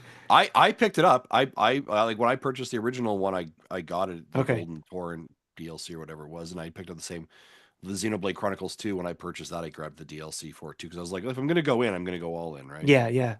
So I did get the DLC for the second one. So I'll probably be doing the same thing with this one. Right. I'm on the So fence though because of sorry, Jesse. I'm on the fence right. though about the DLC because of Engage. I bought the DLC but mhm, didn't play it. It's still sitting on my Switch because I want to play it, but I didn't. I'm not playing it. that's fair. Right. Yeah. So yeah, one thing I wanted to talk about, everyone says, "Oh, the story's great," but we haven't explained what the story was yet. Mm, So that's one thing I wanted to go over. Just so this will be spoilery, but it's the game starts off either with, and I don't remember the names anymore. It's been 6 weeks since I played this last, but there's two warring factions. Uh, each are kind of powered by this flame clock, and their goal is to kill as many of the other side as they can, because doing so increases the flame clock. If the flame clock fills up, they rank up, and they start with like dirt, then the tin, then bronze, and silver, then gold. There's probably a few other metals I'm forgetting in the middle. But the higher their rank, the more perks they get from their respective queens from their castles. Um, and then with the promise of if you reach gold, you will not have to fight again. Excuse me. The where was I going? So you again, I don't remember the names of the groups, but you start off as a group of three from one side where all the colonies are numbers, and then you the other side, all the colonies are Greek letters.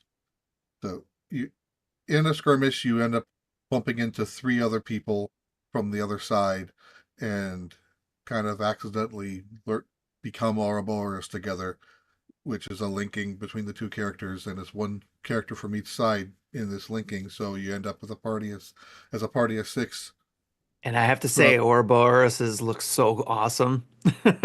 Yeah, There's some awesome looking characters. yeah, throughout the entire game. Then the the warriors are basically all kids. I would, they I'll get into that process into that little bit, but basically, if they start at rank the term one, and I would say they're about like 9 years old. They go, and if they don't die and can get up to term 10, they're about 18 years old. If they survive their 10 years, then they have a homecoming, which is basically they end up dying of natural causes, and that's a thing to be celebrated.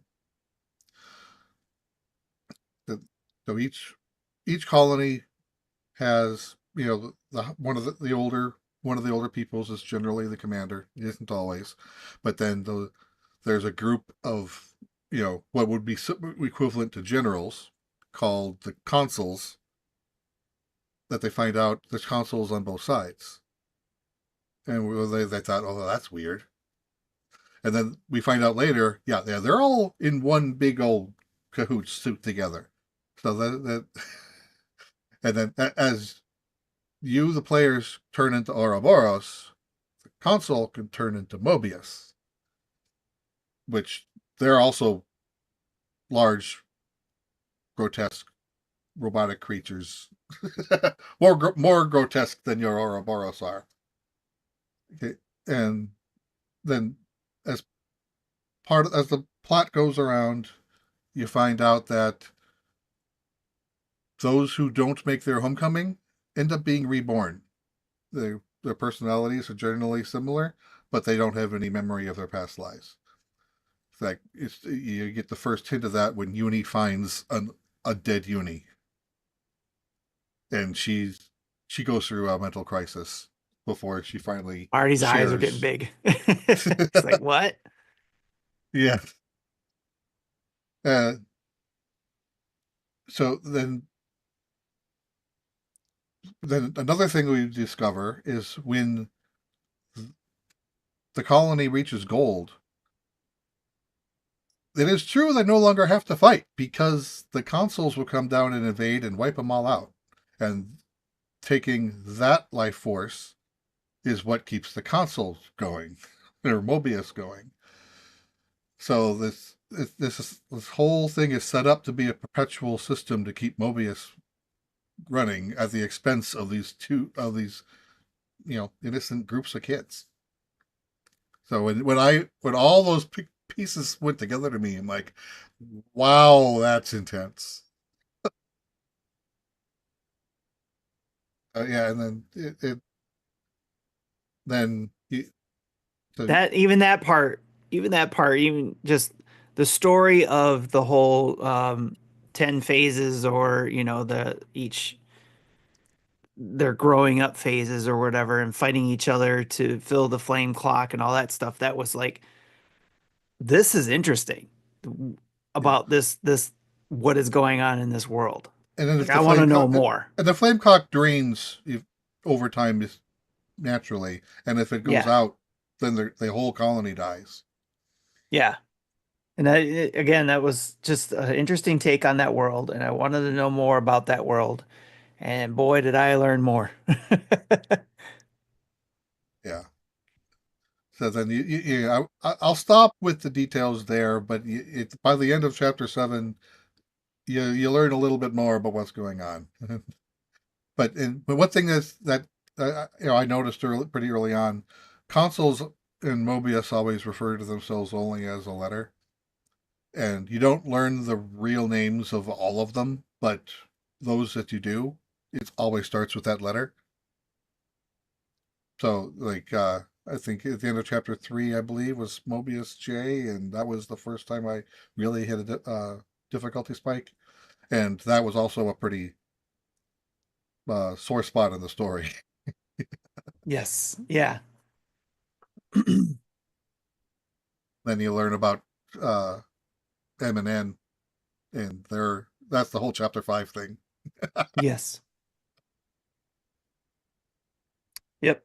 Again, all the the very uniqueness of this story is what's keeping me going in the game. Yeah. Really And early of on, course, I had and this. I'll say I'm playing easy mode too.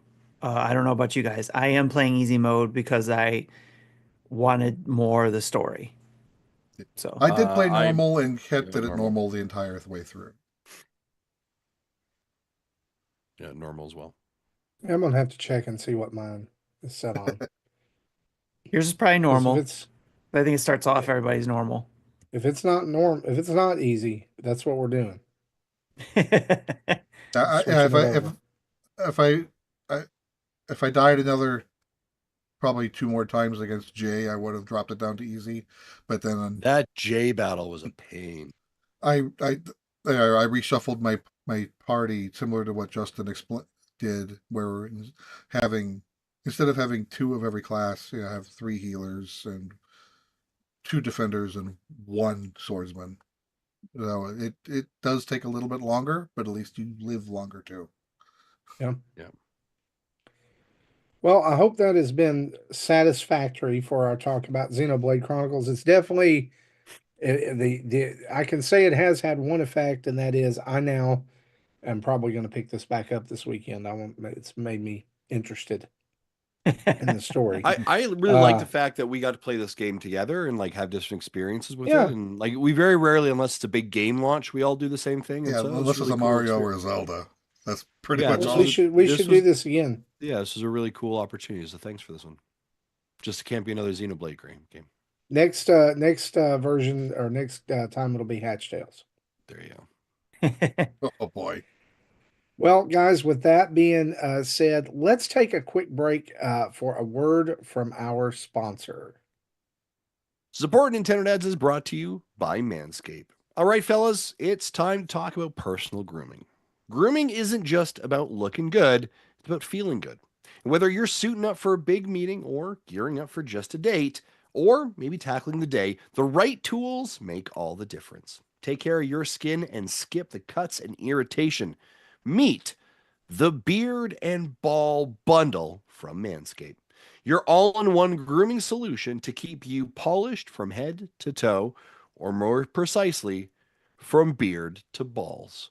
Join over 12 million men worldwide who trust Manscaped and use our promo code NINDADS, NINDADS, for 20% off and free shipping. So you head over to manscaped.com and you find their amazing products. You put it in a basket.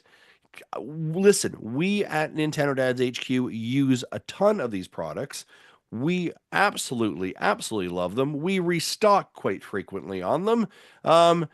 We highly recommend them, and we think that you're going to love them too. So start the year off right. Get yourself a treat. Make sure you're feeling good. Make sure you're looking good. Head over to Manscaped, and that promo code again is NINDADS, NINDADS, for 20% off and free shipping. Big thanks to Manscaped for their continued support of Nintendo Dads.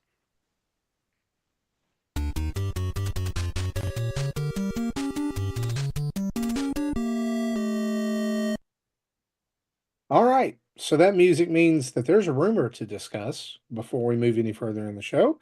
And that rumor is that the Lego Game Boy, which was previously announced by Nintendo, is rumored to be arriving in October uh, at a cost of $59.99. So I want to toss this around for a little bit. October What do you think? I mean, October sounds October right is a because time. isn't that what they said? I think in the initial teaser wasn't it like coming in Maybe. October? I thought it was like October didn't feel like yep, knew that.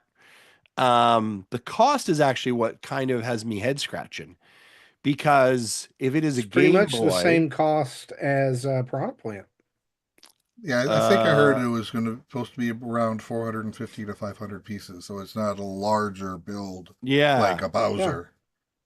yeah. So I mean that's fair, right? I think like the NES edition though, that was a fairly big build. But then again, that held a whole TV with it as well too, right? So Right. I mean that's about the if you're saying that's about the Piranha Plant price, Jesse, that makes sense then. Which is about Yeah. the price of what an original Game Boy was back in the 80s, about that price. No. I It think was, it was I think it, 89.99. it was I can't 100. remember. It was Hmm. 100. Okay. But it came with a packing game too, with one of the greatest packing games of all time. Do you So, think this will have a pack-in game like it did for oh, sure. the NES Sure. There'll Lego be a one? game cartridge. I really do believe there'll be a game Tetris? cartridge. Oh, yeah. Yeah. I think it's got to be. Like, I think that's iconic, right? Yeah. Yeah. And is that still going to kind of fall in the frame of time of like celebrating was like Tetris Forever was celebrating something about Tetris, right? Hmm. So It's a I'm good wondering if question. it I don't know if it was anything specific. okay, maybe not. Maybe I'm just I thinking don't know. something. But anyway, I Well, will be like I said, purchasing. maybe I'm thinking was originally 84, which would have put it at 40 years last Yeah, year. yeah. But I could be completely wrong. I don't know. Yeah, and I it definitely would. was released to commemorate the 40th anniversary of Tetris. So this would have been great to come out there and then with that Tetris as the back end little play cartridge. I'm going to be buying this. I'm Oh super yeah. psyched for the Game Boy. I think it's going to be a great little piece to have around and display probably right next to my Lego NES. Yeah, it being So a smaller I'm build, pretty excited. I might pick this one up too. Yep. I I think that's a pretty accessible price point. Yeah, I don't think that's outrageous. And Lego typically tends to release new sets around October 1st. Hmm. So I wouldn't be surprised if we see that go up for pre-order that day Nice. or a little bit before. So sometime in September. There's a couple of times during the year that they do new set releases. It's usually the first of the month. So, all right, let's talk about what we've been playing. Do it.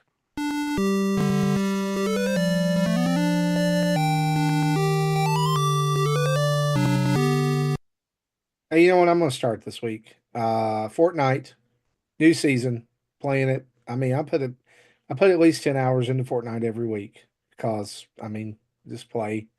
It's like the game now that I go to, like when I don't have anything else to play, right? You know, I'll go do my dailies. I'll go try to complete whatever quests. You go poke around in the shop and then turn it off.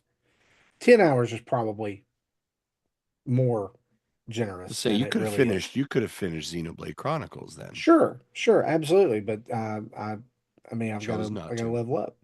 I've also been putting in some time with Super Alloy Ranger, which is Mega Man X ish game that Koopa Kid 80 turned me on to, and it is really good. You know, lots of good pixel art and music is pretty good. You can play as two characters. There's a Mega Man X-ish character and a Zero-ish character. So, I mean, it's kind of a love letter to those games. You can select where you go and get a power up at the end when you beat the boss. I just fought a submarine and got ice power, so that's pretty cool. And it's very interesting. So it's out on eShop right now if you're interested in a game like that. I picked Tim. Tim, what you been playing? Of course, Xenoblade Chronicles 3. Like I said, after I got through chapter 5, I had to take that week break and then I jumped through and finished 6. And as Jesse mentioned, 6 was not one of the big ones he was mentioning. 5 and 7 are the big ones. So I got a lot to work to do in 7. I'll be jumping back into that to do some more of 7. And then, of course, in between that, I played some Balatro. It's a nice, easy game to jump into and try to do a couple runs on. I haven't opened up all the decks, so that's why I keep jumping in. I'm trying to open up more decks. And also, I've been concentrating on um, unlocking more stakes too. So, um, and then Glover, I played today, did a video of that. So that'll be going out tomorrow. I've never played Glover. It is a game that came out on the N64 and Windows 98 back in 1998. Wow. And then in 1999, it was on the PlayStation. Um, so it is a kind of like your collectathon, definitely Nintendo 64-ish game. You're a glove who basically handles a ball and you can jump around and stuff like that. It's a cute little story. It's beginning, you get to, wizard. You're a wizard glove basically, and the wizard something happens to the wizard. He loses one glove out the window, and that's the guy you're playing. And the other glove goes into some um, pot of potions and turns evil. So very interesting story. But the mechanics were definitely late 90s mechanics, although improved a little bit by using the Pro controller. But I was trying to get used to. I was trying to just jump into the game and play it without doing the tutorial because you had the option to do that. And in the first look, I was basically trying to do that, and I was like, you know what? Let me go back to the the tutorial, and I did that. And I was like, oh, okay, that's what you're supposed to do. So definitely do the tutorial if you're going to play that game. But I think people who are probably going to play this game are people who might be nostalgic for it, and or those people who did play it, liked it, and want to share it with their kids. So it's a really good game in that respect. And I don't know. Oh, and I said probably kids who play Roblox will probably be used to the graphics like this. So um, yeah, that's what I've been playing. Oh, and Good I'll say pick. too, sorry, real quick, on deck, I did download the Yu-Gi-Oh! Early Days collection, and I know Jesse, he was showing off that he's got the physical copy. I'm gonna go get the physical copy too because it comes with cards. I re-downloaded Tetris Forever because you just mentioned the the new update to it, so I'll You're be welcome. messing around with that. And then also because of our friends over at 8-Bit Clubhouse, they mentioned playing New Star GP. I did a first look of that and haven't played it since then. So I'm gonna probably play that some more too. It's a racing game, so that's what I'm playing. Jesse, go ahead. I put more into Picross LogiartGrimoire. Uh, of the main game, there's like 280 levels.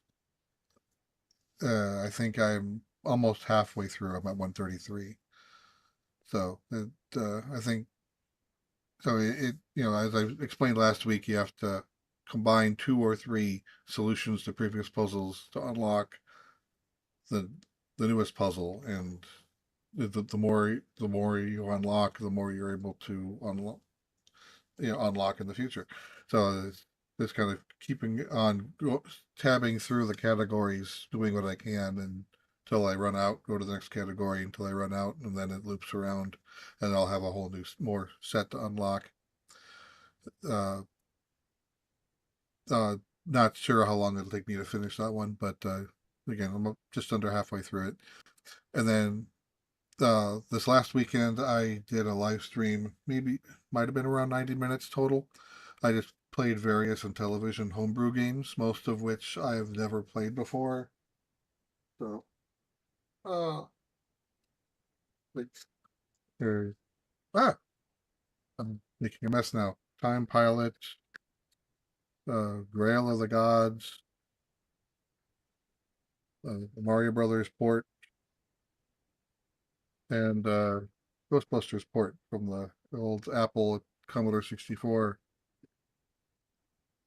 If you remember that, and then Antarctic Tales, which which was actually like a race game, which was weird. Wasn't Is expecting that. Ghostbusters like the NES game? The main, the ending is different. The ending to the NES game was really stupid, but the other than the ending, yeah, it's pretty similar to what the NES was. I remember either borrowing that game from a friend or renting it and having absolutely no clue what I was doing. Yeah, It was the one of the most frustrating video game experiences ever. yeah, friend of mine back in like middle school and high school, um, I'd go to his house a lot. He had a Commodore 64 and had a bunch of games, including Ghostbusters. So we, it took us a while to figure it out, but we did eventually figure out how to win. I think I was on the right track of winning. I just couldn't make enough money in time because you pretty much the game starts off with here's a $10,000 loan. Make sure you have $10,000 at the end of the game so you can pay the bank back. Otherwise, they will foreclose on you. And I think I made it to like 75 to 800, 7,500 to 8,000. I just kept on missing the ghost traps and getting slimed, and which Yep. wastes time because I have to go because you're only able to do that 2 or 3 times before you run out of because you need 2 men. I guess you can only if you get slimed twice, you have to go back to headquarters to clean up because you have the 3 people. This is like Winston wasn't hired yet, so then you need 2 people to catch a ghost. And then I ended with a replay through of Pitfall 2, which is the one game I have played before on the Intellivision. But yeah, all of them were homebrew games. Justin. I've been playing nothing.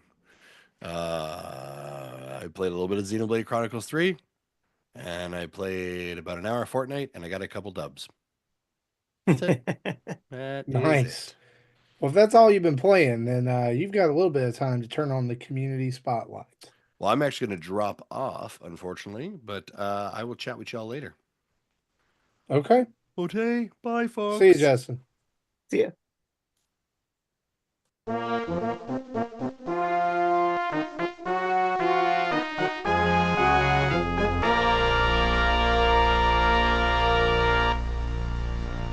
All right, this is our community spotlight where we shine a light on our community and the questions that we get from them. First off, with just a reminder that Charlie's EpicCon in Fort Myers, Florida is going on April 6th.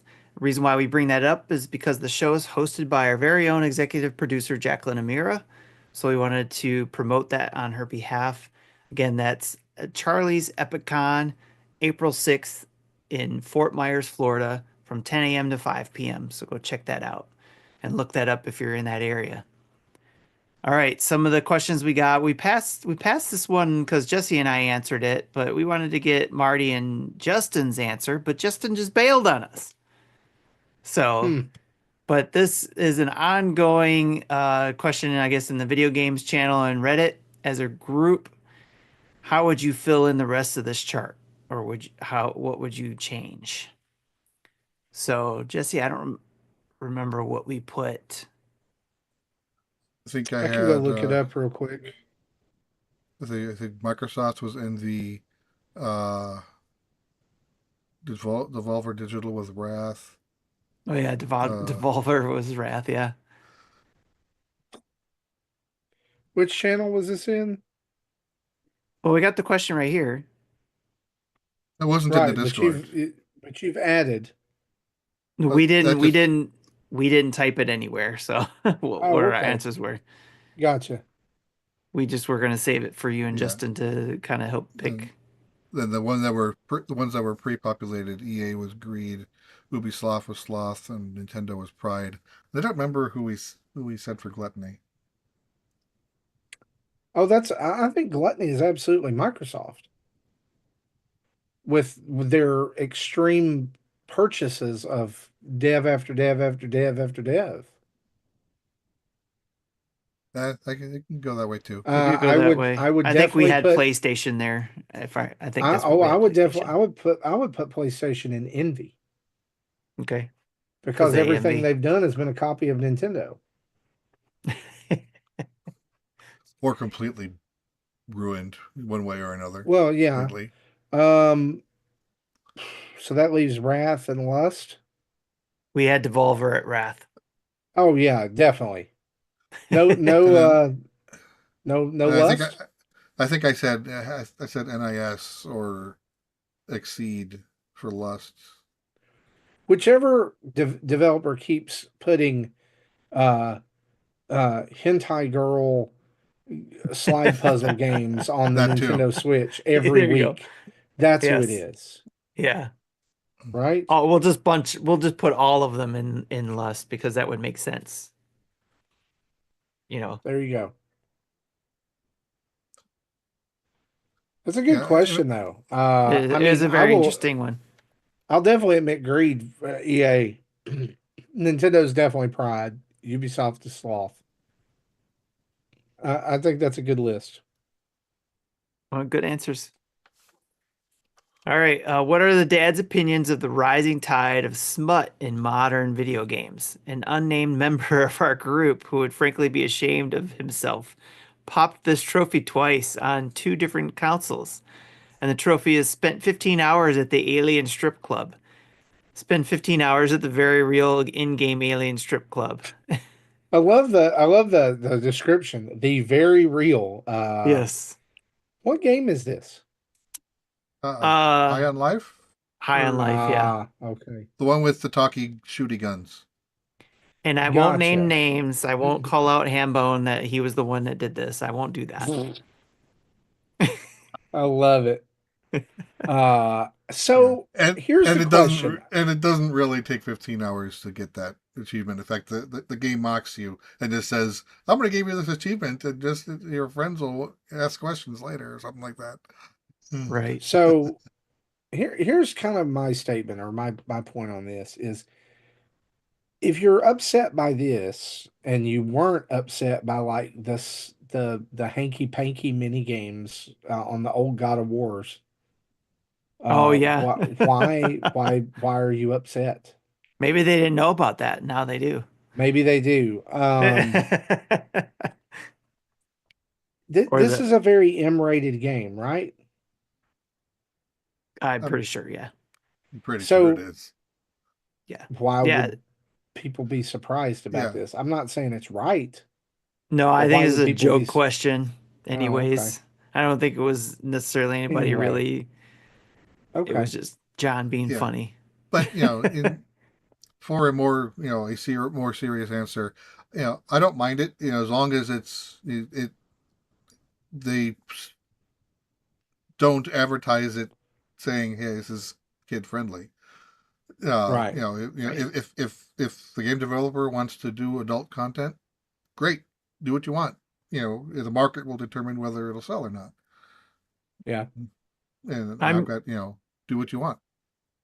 what I'm really surprised is the going from one extreme to another that Nintendo did with limiting the amount of, back when we were on SNES, gore and anything like um smut, if you will, for lack of a better term, on Like, their well, even like games. eliminating church references, which made Castlevania a fun game to port. Yeah. Yeah, just going from that extreme to where we are seeing on the Switch store today, to that extreme where everything is available, and at Yeah, least in the US, and Sony is everything the is, company that's putting restrictions on yeah, it's like content, and there's Switch and Xbox don't. there's got to be a better way to manage that. Okay, make it accessible for those who can have it accessible, but do you have to have everything on there? Do you have to have all the hinty games on there for, especially on a Nintendo console? Well, I would say, but for even if they don't sell well, those games are not expensive to make. So D yeah, so they they're getting unfortunately are something probably from, still profitable. yeah, they're getting something from it apparently. So, but it's just, I found it quite interesting. So that's why I always thought it's fine if they make it available, but it would be nice if there was like a little bit more curation on the store, and we've talked about that before. So, but all right. So Mecha Dragon asks, in honor of the Yu-Gi-Oh! Early Days collection coming out, what is your favorite Yu-Gi-Oh! Card? None of I them. Yeah, I can't remember the card, so I couldn't answer this question yeah, either. yeah. White Uh, eyes, blue eyes, dragon. Sure, we'll go yeah, with that one. my That's a history real is pretty card. much the original series, and I think they're up to the seventh or eighth series now in Yeah, Japan, but with each one adding new elements. But I think the card that I came up with was Slifer the Sky Dragon, because I liked its ability of it's as strong as number of cards in your hand, and if you're able to nice. mill your deck, you can just use it to wreck house. Isn't there Right. one? Isn't there a thing in that game where if you put five cards together, you can like Yeah, that's Yes, have I was Exodia. just some about to say like that too. I was like, I think there annihilation was one you could monster or put something you like could put that? one together, and I was gonna be like, whatever that Yeah, one was where you put yeah. together. Exodia is in five pieces, and if you Exodia. have all five pieces in your hand, it Yeah. is an instant win condition. It doesn't even have to be your turn. If your opponent says draw a card and you draw the fifth card, oh, I win. Hmm. That's crazy. That kind of reminds me of this magic card that when I played, it was called Mirror Universe, and it was from an old out of print, um, you know, expansion. Hmm. And when you joined the Magic Club, like the online club, you got a pack of cards. They would send you a pack of cards, and oftentimes people would report the pack of cards that they sent you was like from an out, and I think it was advertised an out of print expansion, but it would be in a foreign language. Hmm. And I Hmm. remember pulling Mirror Universe from my pack. And basically what it was you if you put that artifact on the playing field and then you used it, you and your opponent switched life. Okay. Oh, Yeah. So Nice. My favorite card, I don't remember the exact name of it, but it was one that was like just you destroyed everything on the playing field, and basically everybody started over. Um, Yeah, I'm trying to remember which one. It was like Hand of God or Act of God or something. Yeah, Wrath of something like God. something Yeah, that's not, that you destroy all can't play at creatures. all anymore. I think it's against the rules to use that card Oh yeah, anymore. like But all the cards that I have are probably or that I had back then are probably banned now. yeah, I but actually this knew was my somebody. favorite card right here that I Which got on one's that? poster of. It's the Like, Angel of Light. Oh, that's cool. yeah, so I got did get the physical version of the Yu-Gi-Oh game because it came with a card, and apparently it, it says contains one of two quarter century secret rare Harpy's Feather Duster cards.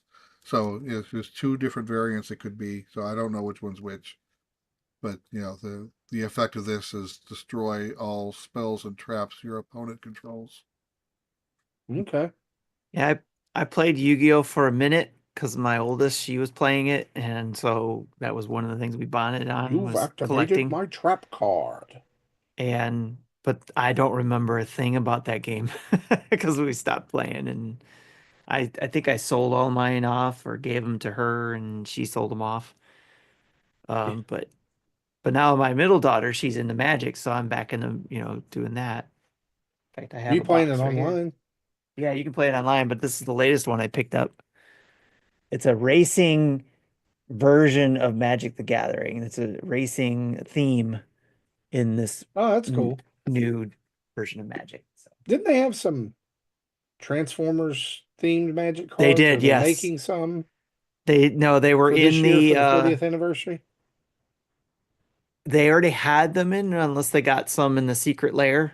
But they had some in a couple of years ago in the Brotherhood of War or something like that. I can't remember the exact Gotcha. set, but they were I have a couple of them, but there was a lot more that I missed out on that were Nice. the Okay. Transformers cards. It Yeah. was really cool. All right, next question is from David. The dad question was regarding your favorite power up, but what is a hot take for one of your least favorites? Mine is the Wonder Seeds in Mario Wonder. I did love the game, but thought the Wonder Seeds could have had more variety and more wondrous uses. Hmm. What's your least favorite power up? Golly. Penguin suit. That one's bad, but I don't think it's as bad as the bubble power up from Mario Wonder. Like the bubble Oh, flower. Oh, that's That's terrible. one of my favorites. I love the bubble power. Yuck. Yuck. If this was Mega Man, it would be Top Man from Mega Man 3, whose power makes you have to run into enemies to use it, like jump and do the top spin. And sometimes it can work, and sometimes the game will glitch and it will lock you in an infinite like hit loop and drain all of the power of the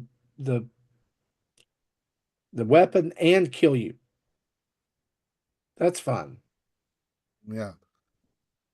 I thought of There's another one. also one in Mega Man 5, and I want to say it's Stone Man, where it shoots out four rocks that orbit around you, but instead of like staying close, like they go in a large radius, getting bigger and bigger and bigger until they go off the screen. The radius expands till they go off the screen, and the boss that you have to use it on, like the boss that's weak against that, also has an invincible dash as an attack. So it makes it incredibly hard to beat him with that. Uh-huh. So those are kind of useless. Or Twilight Princess, that top. I Oh didn't play yeah, that game. I didn't play that yeah. one.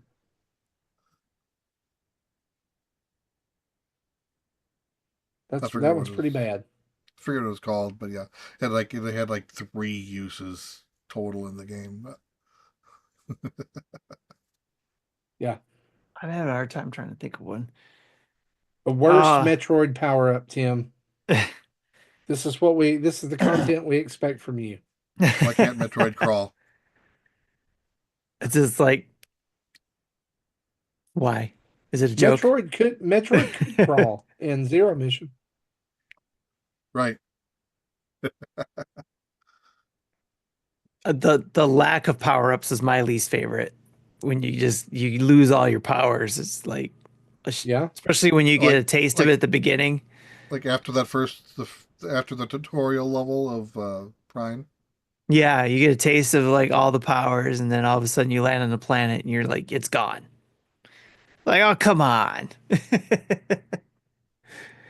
I really can't think of my least favorite at the moment on any of the games right now. I'm just drawing a blank right now. Um, I know there was one in Mario Wonder that was just like, oh my gosh, do I have to use this power up? And no, it wasn't the bubbles one. I just Was it the can't think of which one. balloon? No, I don't think so. The spring drill? I like the Oh, the drill. spring is The awful. spring. I think it's the spring. Yeah. I think it might have From been the spring. Galaxy. I mean that's a pretty good one too to name there. All right. Koopa K80. I find this funny. David and Koopa are the same people. Did any of you catch the Moonlighter 2 trailer? Thoughts on game going from 2D to 3D? Did you play the original and did you enjoy it? It was one of my favorite games that year, and I hope the move to 3D is handled well. I have high hopes. I think Justin played Moonlighter. I I played a don't. little bit of it. Did you play a little bit? Okay. I mean, it was a game that honestly looking back on it, I wish I could have played. Wish I would have put more time into it. Uh, I would have a hard time with the transition. Okay. I just liked it, but and really because it, I thought the art style was really good. The first Yeah, I one. wonder. I wonder why they chose to do that. Hmm. Interesting. All right, Mikey Berg asks, since the next Mario film is a little over a year away, over under 50%, we get new info on it on Mario Day. Nope. I think it's too soon. Maybe more like, let the Switch 2 launch first and then maybe come back in September, That's what I was October. going to say. I don't think they're going to do anything that will overshadow the launch of the first reveal, the full reveal of the Switch 2. Well, but Mario Day is three weeks before. I know, but again, Yeah, so in a week and a wanting to half point from now. everybody toward that. Okay, I'm gonna say that then I'll do. They will. I'll take the Okay, over, I guess. gonna take that over. I like that. Just to even us out here. Yeah. All right. All right, those are the Well, questions. yeah, and that is episode 517. I want to thank you guys for hanging out with us all the way till the very end. And as always, a huge thanks as we round out the show to our Patreon producers. That's Dave Ernsberger and Jacqueline Amira, and as well as our other 100 plus patrons who keep the lights on over at Nintendo Dad's HQ. You're not patrons, you're friends, you're family. And when you're here, we treat you like family. We're better than Olive Garden. You too can become part of the family by heading over to patreon.com/Nintendo Dads and joining up. A special thank you also to our 15 Twitch Prime subscribers, over 1,450 Twitch followers, and creeping up close to almost 8,000 YouTube subscribers. You guys are awesome. Just would love it if you would recommend us to anybody and everybody. You know what? If your grandma has a YouTube account, have her follow us. All right? Have her subscribe. That would be great. Just a huge thank you to everybody. We wouldn't be here if it weren't for you. Be sure to check out nintendodads.org for tons of stuff over there, including a list of all our other family of podcasts or other recommended podcasts like Star Wars Dads, Mega Dads, Dad Crossing, Retro Logic, and their family of podcasts. There's tons of podcasts over there. YouTube videos, tweets, links to all of our social media, and merch. And speaking of things you can buy, don't forget to head over to manscaped.com and treat yourself to 20% off your Manscaped order and free shipping with the code NINDADS. That's NINDADS. Summer's coming, boys, and you want to be stocked up on the crop preserver. Trust me.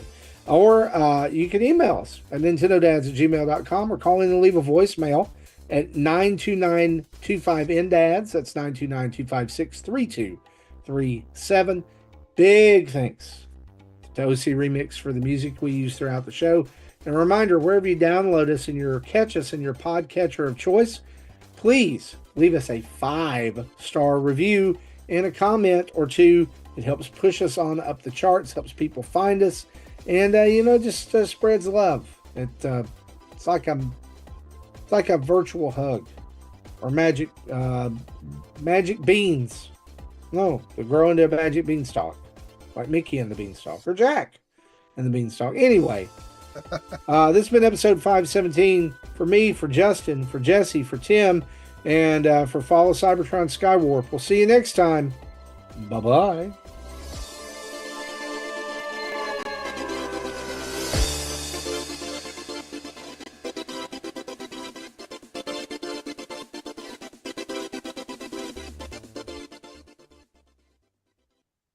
Thank you for listening to Nintendo Dads. Do you smell something burning?